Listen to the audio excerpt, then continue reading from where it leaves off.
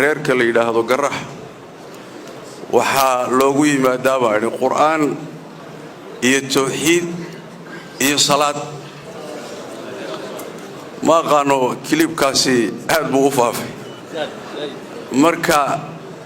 hadii laydinku yaqaan xarunteedina laydin dhisay waxaan u maleynayaa insha Allah laydin tilmaami maayo masaajidkan aad xamiiri doontaan biidilaahi tabaaraka wa tacaala masjid hadii la dhiso muhiimadiisu waa in laga faa'iideysto waa in lagu cibaadeysto waxna lagu barto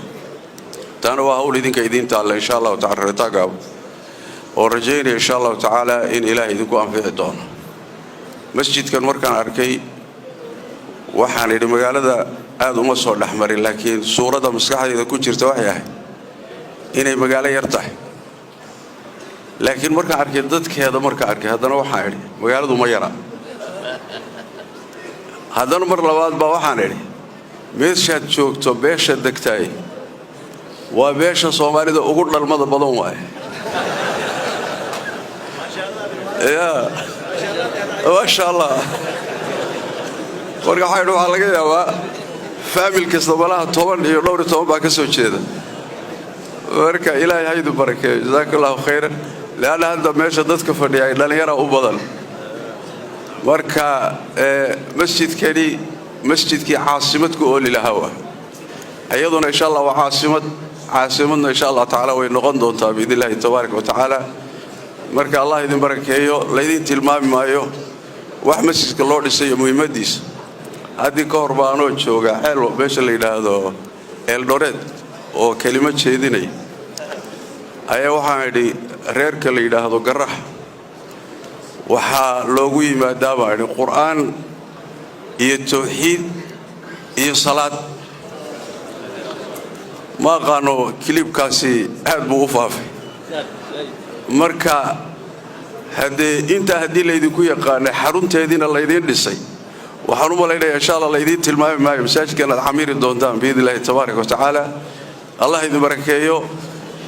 warkuma badna khudbadan insha Allah ku gudan doona wixii kale ilaaba biidilaahi tabaaraka wa tacaala